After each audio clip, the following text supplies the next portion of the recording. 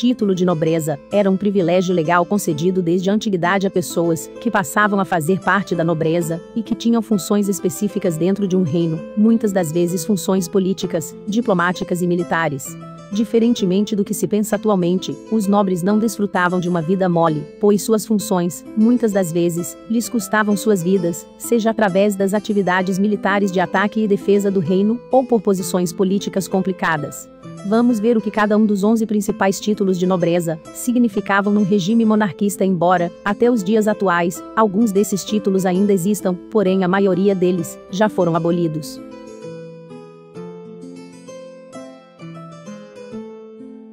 O menor deles era o título de escudeiro, porém era um título de muita honra, visto que seu titular era possuidor de seu próprio escudo de armas. Eram pessoas da baixa nobreza que tinham como responsabilidade cuidar dos cavalos de um nobre, e geralmente recebiam esse título por volta dos 14 anos de idade. Os escudeiros eram delegados a um cavaleiro que prosseguia com a educação do jovem.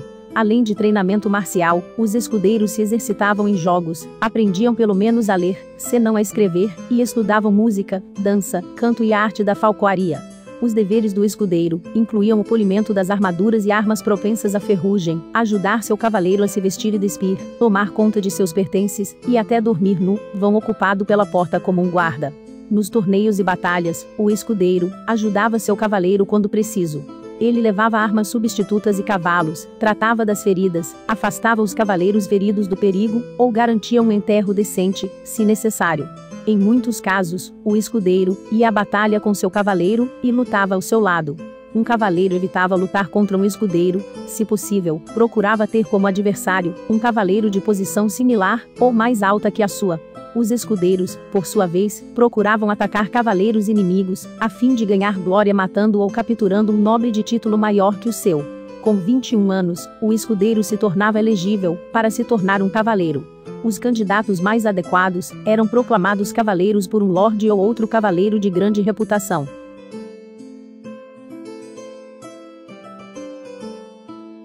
Cavaleiro era todo aquele que ganhava esse título de um soberano devido aos relevantes serviços prestados ao reino, e que se opunha ao simples peão, que eram aqueles soldados de infantaria da frente de batalha. Na Idade Média, a cavalaria era uma instituição dotada de um código de conduta e de honra própria, que regulava não somente a arte da guerra, mas também a conduta social. Dada a necessidade de proteção do cavaleiro, foi inventada a armadura, que evoluiu nos seus vários estilos, dando origem à cavalaria pesada, uma das mais poderosas armas das guerras medievais.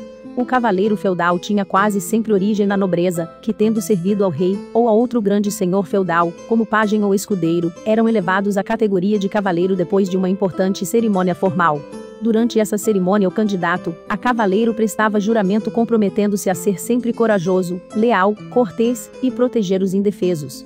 É nessa categoria de nobreza que se encontram os famosos cavaleiros da Ordem dos Templários.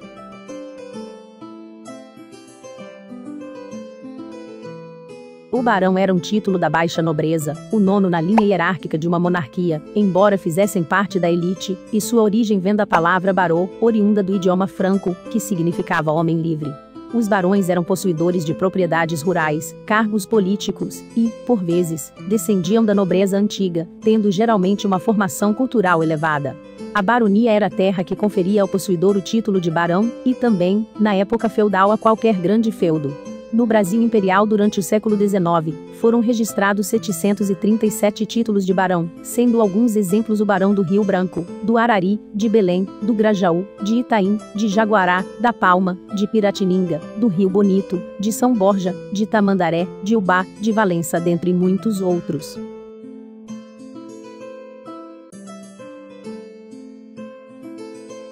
Visconde é um título de nobreza imediatamente superior ao de barão na escala hierárquica, e o oitavo mais importante título das monarquias. Ele tinha a dignidade de visconde, o substituto do conde, daí o nome, visconde ser derivado da palavra vice-conde. Ele sustentava esse título ao ser um membro do governo no condado, onde ele residia e cuidava, ou era o filho herdeiro do conde, enquanto não sucedia seu pai no condado, sendo-lhe confiada antecipadamente uma porção do feudo. Tal como os demais títulos nobiliárquicos, o título de visconde podia ser concedido em caráter hereditário ou vitalício.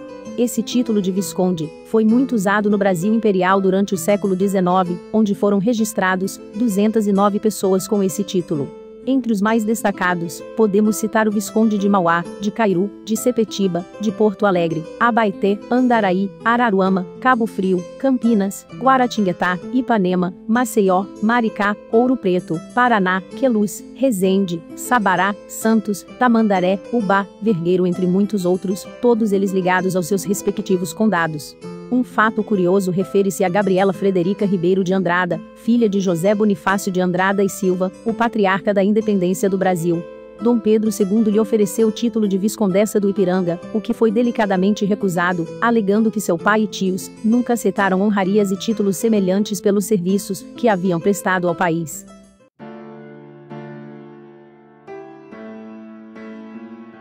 O título de conde é imediatamente superior ao título de visconde e, na Idade Média, era o senhor conde feudal, dono de um ou mais castelos e de terras denominadas condado, mas posteriormente, a partir do século XIV, com o fim do feudalismo, o título nobiliárquico foi utilizado apenas como grau de nobreza, pois como a sociedade passou a organizar-se em estados, os nobres que moravam em castelos foram pouco a pouco mudando-se para as cidades, mudando-se para palacetes urbanos, formando cortes de nobres.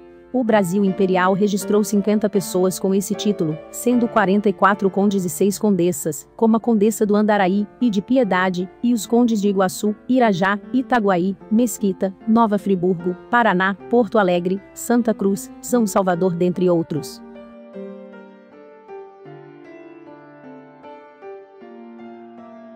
Seguindo em nossa escala ascendente de títulos de nobreza, chegamos ao sexto na escala hierárquica, o Marquês. A origem desse nome vem do idioma germânico, que significa o defensor da marca, ou defensor da província, como uma forma mais atual de traduzi-lo, denominação aos responsáveis pela defesa das regiões fronteiriças, e, por isso mesmo, mais sujeitas a ataques, pois os territórios do império, que coincidiam com as fronteiras, eram denominados marcas, e o responsável pela defesa e administração dessas marcas era o marquês. A partir do século XV, o título passou a não mais ser necessariamente relacionado à jurisdição, ou à soberania de um território, ou a alguma função pública, somente como grau de nobreza. Dependendo do sistema nobiliárquico de cada nação, era comumente um título hereditário. No Império do Brasil, segundo as regras da nobreza brasileira, a exemplo de outros títulos em seu sistema nobiliárquico, a titulação não estava ligada à soberania ou jurisdição de qualquer território dentro do país, sendo apenas uma alta honraria não hereditária. Assim tivemos o Marquês de Abrantes, de Barbacena, de Herval, de Nazaré, de Olinda, de Valença, de Sapucaí, que tem o nome da famosa avenida de desfile das escolas de samba no Rio de Janeiro, e a Marquesa de Santos, a famosa amante de Dom Pedro I.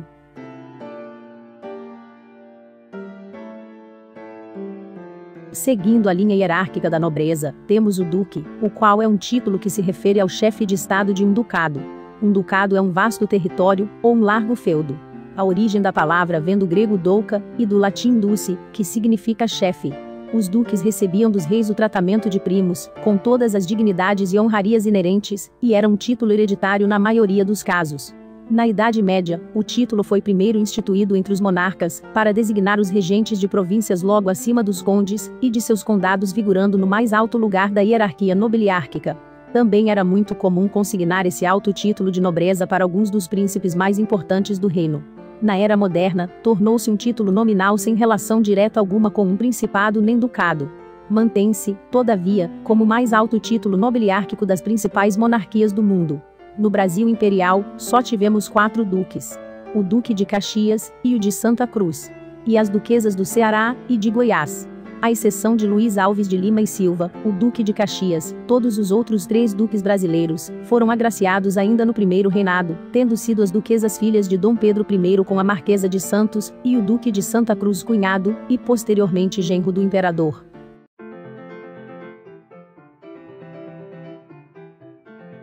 O duque era o título máximo que uma pessoa que não pertencia à família real poderia ter nas nações monárquicas. A partir do título de infante, todos os títulos só eram dados para os pertencentes à família real. Assim, o infante é um título imediatamente abaixo do título de príncipe, e era atribuído a todos os filhos legítimos do rei ou rainha, que não eram herdeiros da coroa. O Brasil não teve infantes, apesar de seus 2 imperadores terem tido muitos filhos, pois esse título já estava meio em desuso no Brasil imperial, mas um dos infantes mais conhecidos no Brasil foi o infante Dom Henrique, filho do rei João I de Portugal.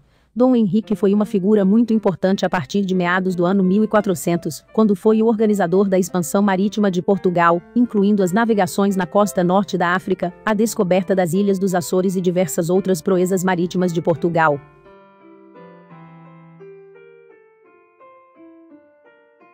Em monarquias hereditárias, o herdeiro do trono não seria um nobre, mas sim um príncipe ou uma princesa real, sendo estes tratados como Alteza Real. Nos primórdios, durante a Idade Média, o herdeiro da coroa era o único que recebia o título de príncipe, sendo na Espanha, príncipe das Astúrias, e em Portugal, príncipe real de Portugal. Posteriormente e atualmente, o título de príncipe também pode designar membros de uma família real, quaisquer filhos de reis ou rainhas, ou melhor dizendo, a todos os descendentes de um monarca. Nesses casos, o herdeiro direto do trono tem normalmente um título adicional para distingui-lo dos outros príncipes, como por exemplo, príncipe real, príncipe imperial, príncipe da coroa ou príncipe herdeiro.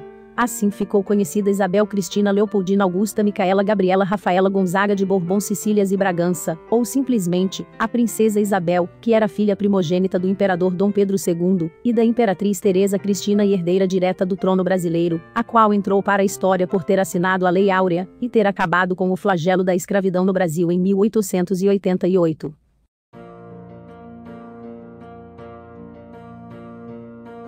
O rei é o soberano de um reinado, o chefe de um estado e ocupante de um trono real, algumas vezes também chamado de monarca no mundo ocidental, ou de sultão no mundo islâmico.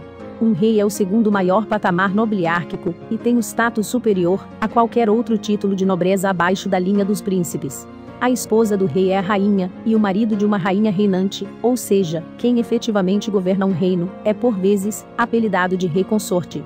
A família de um rei e de uma rainha é chamada de família real, e o rei ostenta uma coroa, um manto real, ou outros símbolos que representem o seu poder, como um cetro. Muitas vezes, o rei não tinha só uma função política, mas ao mesmo tempo, uma função religiosa, atuando como sumo sacerdote ou divino rei, como foi o caso de certos reinos antigos.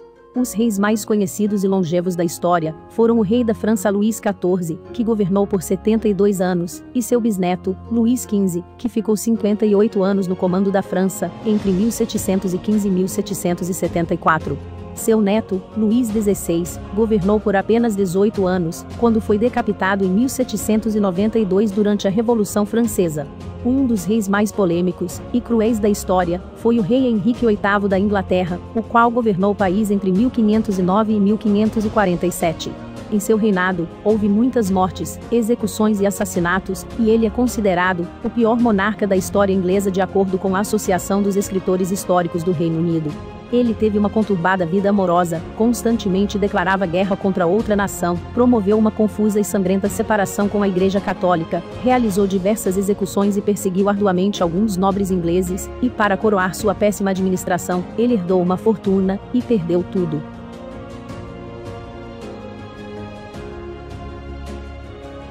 O rei é o súdito de um imperador, o qual é o chefe supremo de um império, em um território extremamente vasto, que engloba vários reinos, composto por várias nações e povos que professam diferentes religiões, falam idiomas distintos, mas que vivem sob o governo do mesmo imperador, como foram os impérios romano, persa, otomano, português, espanhol, britânico, português e o Império Austro-Húngaro. Os faraós do Antigo Egito eram exemplos de imperadores, os quais governavam o vasto Império Egípcio, composto por diversos reinos locais, assim como os imperadores romanos, que controlavam o vasto Império de Roma. Alguns imperadores e impérios famosos foram Alexandre Magno, mais conhecido como Alexandre o Grande, que expandiu enormemente o Império Grego no século III a.C. Augusto, o fundador do Império Romano, e seu primeiro imperador no final do século I a.C. Carlos Magno, que tornou-se o rei dos francos no ano 768, e posteriormente conseguiu unir a maioria da Europa Ocidental e Central, tornando-se o primeiro imperador reconhecido a governar os reinos da Europa Ocidental desde a queda do Império Romano do Ocidente cerca de 3 séculos antes.